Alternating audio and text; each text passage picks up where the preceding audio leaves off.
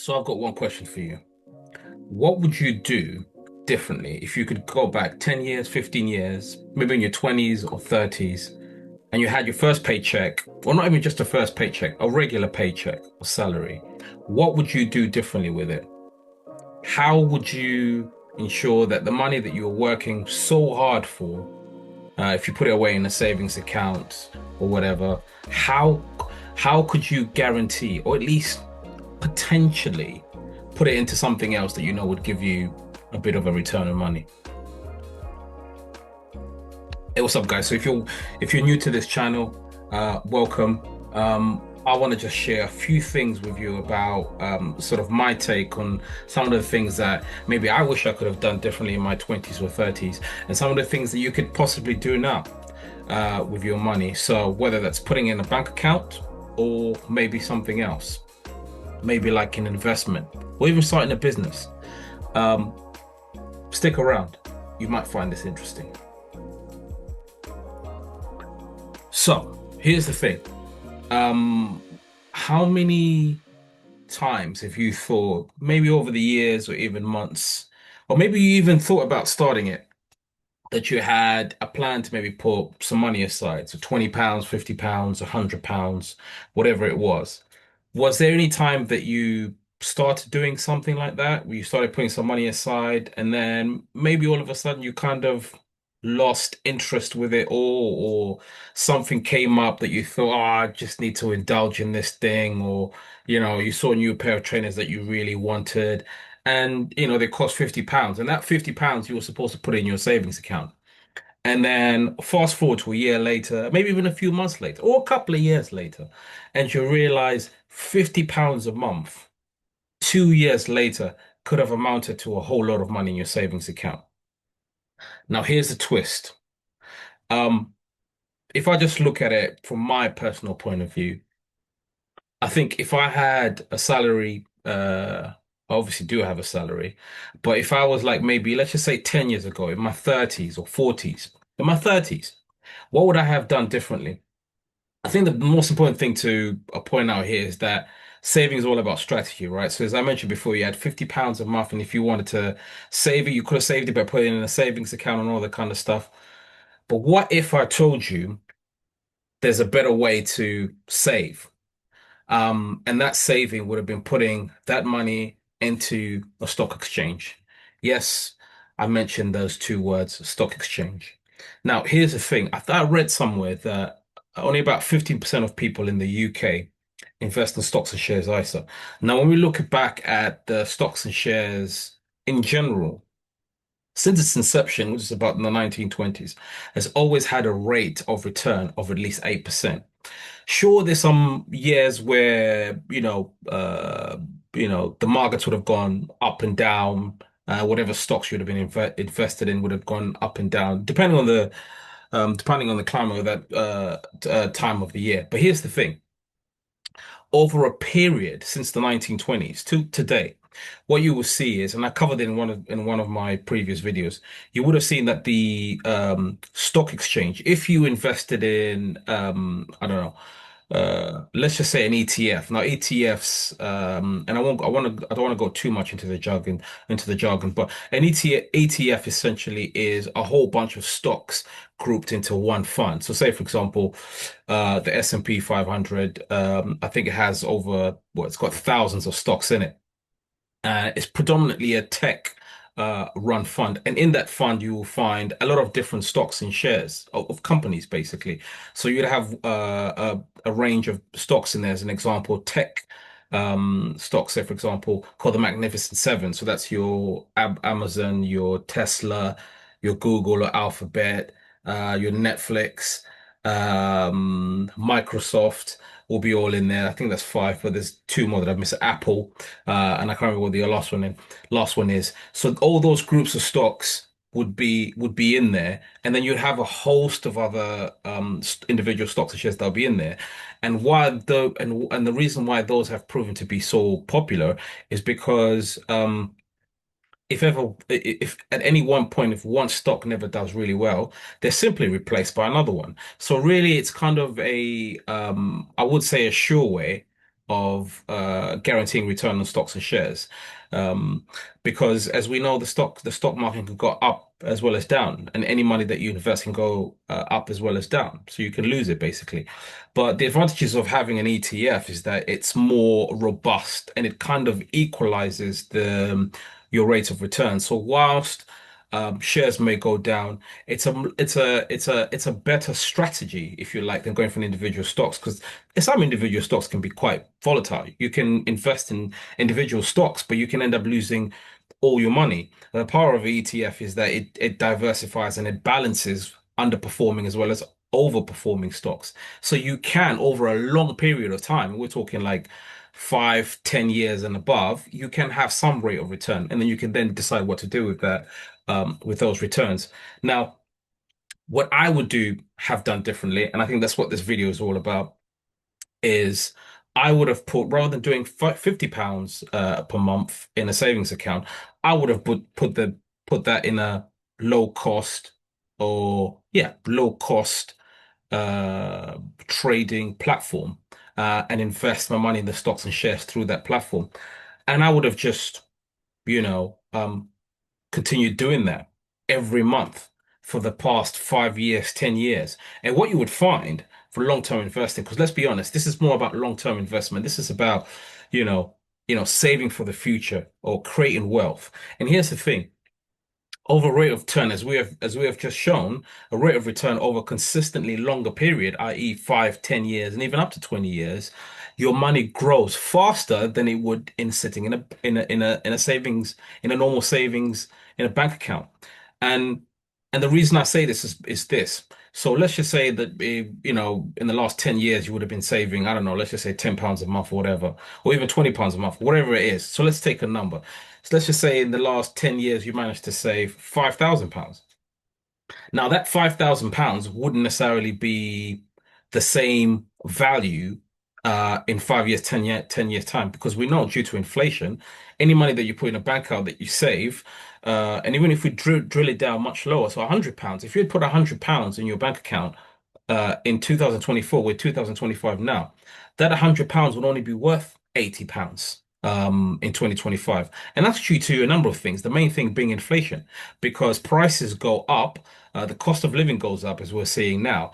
Now, when you compare that to putting money in a normal stocks and shares ISA, say for example, uh, um, and bearing in mind that you would have done the, diligent research, because let's be honest, the stock market, investments can go up as well as down, as I mentioned before.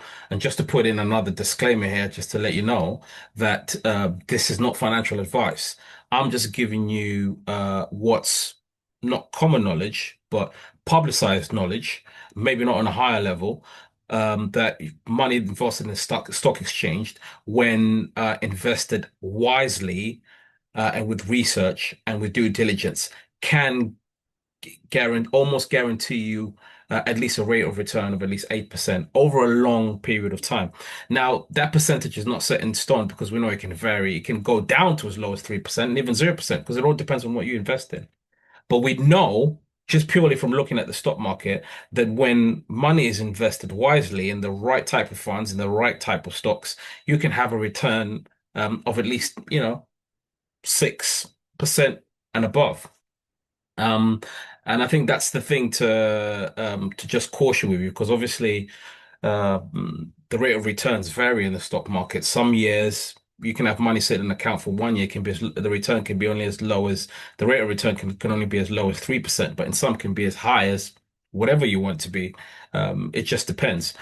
So if you look at even like things like cryptocurrency, what's happening with Bitcoin, although that's a very volatile place to invest your money, and we know, just due to lack of regulation, the volatility is much higher, that as opposed to when you invest in sort of like a stocks and shares ISA. And the stocks and shares ISA are purely based on, I'm speaking purely based on the UK perspective, but Trading 212, I believe, is available in many other countries, so you can look it up. So for me, going back to the first title of this intro, and that was all talking about what would I have done differently. And I think with diligent strategy and thinking about it more, what I would have done is I would have invested at least £20 a month. And this is the thing, it doesn't have to be a massive amount. It can be as low, literally, as like £10. And what I would have done is I would have done that consistently in a stocks and shares ISA, such as Trading 212. And I'm not endorsing Trading 212 as a platform to use because there are many other ones available. That's the one I use just mainly because it's very easy to use. It's got low cost fees and yeah, it's just generally a really great app to use. I like the way that they, laid out their information. For some people, will go for other more detailed, more research-based methodology platforms like Hargreaves and Lansdowne because people like to really read a lot and do their research. And what you have with the Hargreaves and Lansdowne is you have all that research and data in one place. And also going back to the previous stat that I mentioned, that only 15% of the UK population have a stocks and shares ISA. And to me, that's mind-blowing. And here's the thing, if only I had started years ago, I would have been in a much better position than I am today. And one other series I want to be starting on this channel soon is showing some of my investments and kind of how what I've invested so far and how quickly the money has grown. So I'm going to be showing you everything, the wins and the losses, because this is all about, bringing you guys along the journey. I want to learn from you people just as much as other people on the channel are posting. And this is the thing, there's loads of content on YouTube about, investments and stuff. Is there a little bit too much information? I don't think so. But for somebody that's new, it might be quite a lot of information to download and comprehend.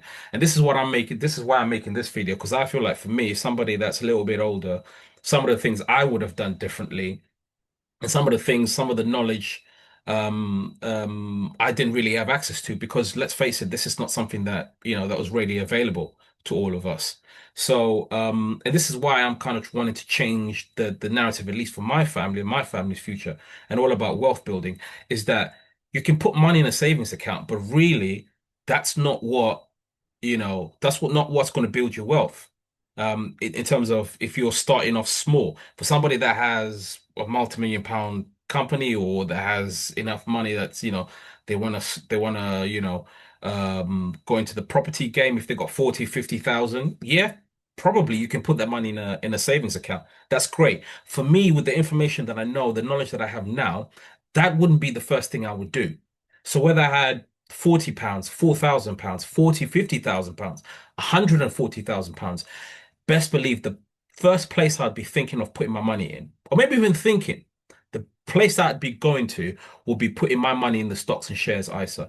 And purely because I know that when you leave money in the stocks and shares ISA for a long period of time, and I'm not just talking individual stocks here, because as I mentioned before, there's higher volatility and there's a higher chance of you losing money when you put into an individual stocks and shares. What I would be doing is I would be putting it in a low cost um, exchange traded fund. That's what we call an ETF on a place like Trading 212. And it would be in something either like a S&P 500 or it might be like a what's the other one? Vanguard All World account. And these are funds that are all built up of thousands and thousands of individual stocks within one fund. And that's why they're proving so popular. And the S&P 500, say, for example, recently, well, not recently, but maybe from a few weeks ago now, maybe even last month, reached an all-time high. And these are the things that we didn't know about before, and we just didn't have the knowledge because sometimes knowledge acquired in the right way allows you to gain the discipline to do what you need to do to change your future and your outcome. There's people out there that are putting their money in dividends and they're getting a return from it. And some most people have a lot of different reasons why they do it. Some people do it just so that they can get money to go on holidays or live their a lavish lifestyle, so whether they're like eating out fancy restaurants. For me personally, for dividends, I'd be whatever money I'd make from that, I'd be reinvesting it back into the same stocks and shares because I want to build wealth for the future. I want to get to retirement and I don't want to worry about money. I want my kids to not worry about money and have the option to be like, hang on a second, you know. I can go to uni if I wanted to because my dad made smart choices when he was younger. And this is what this video is all about, right?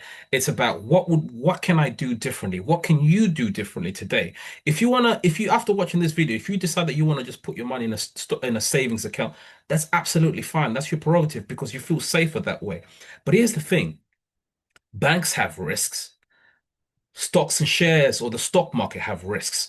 Which risk are you willing to take? You can leave your money in a savings account. If you have 40, 50,000, leave it in a savings account, but it's not going to grow much, And I hear people saying, well, investing in the stock market, I've read about people with investments stealing money and fraud and all these kinds of things happening. And yes, sure, the banks are also regulated just as much as the stock market is also regulated. In fact, if you're in here in England, England is one of the best financially regulated places when it comes to investing in stock exchange. Now, we're saying that banks are probably more reliable than the stock market. Yes, I think there's some truth to it. But there's loads of people that have made, and I'm not just talking about the big names like the Warren Buffetts and all the other guys that invest all their money in their stock exchange. The stock market has been around since the 1920s, which is pretty much about the same time as banks have been around. The only difference is smart choices made in stocks and investing in stocks has a much more bigger chance of returning than when you have them in a savings account. So you can save all your money every year as much as you can every year and putting in a savings account. Now, the rate of growth, when you compare it from a bank account to a stocks and shares ISA, if we're talking about growth in a savings account, I don't even think it's going up. It's probably really, just about staying level, probably just like it's actually, I think it's actually slightly going down. Whereas in stocks and shares, there's always the opportunity for it to go. Well, we know based on history that the curve when investing tends to go up like this. Okay. Yes, as I mentioned before, there's some years where it dips and it goes down slightly, but then over a long period of time, we know that the curve pretty much goes up. I'm not sure you can say the same thing about a normal savings account.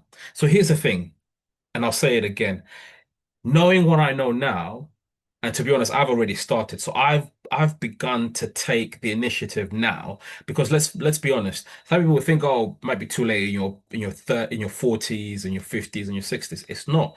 There's a lot of people that just don't hear about that are in their 50s and got scared that retirement was around the corner and they hadn't really saved anything. All it takes is starting. And here's the thing, I'll even help you out. I'll put a caveat in. If you are scared and have a savings account and you don't want to risk your money in the stocks and set shares, investing in the stock market, sorry, well, you can keep doing the same thing in the savings account, right? And why don't you could um, run a experiment and say, okay, normally I save, I don't know, £200. Maybe I'm just going to take £50 out. I'll do 150 in my savings account. I'll take £50 and put in the stocks and shares ISA. Just do it for 1 year and see if that makes any difference. And do it in an ETF rather than individual stocks. Um, that's what I would do. I'm not saying that that's what you should do, or maybe I should correct that. I'm not saying that's what you should do. I'm just talking about what I would do when if I was in my 30s, right? I would open a stocks and shares ISA. I would do my research, find out about which type of stocks and shares platforms you can use. And I tell you what, I'm going to go one better. In in the description below, I'm going to put two of my top, maybe three.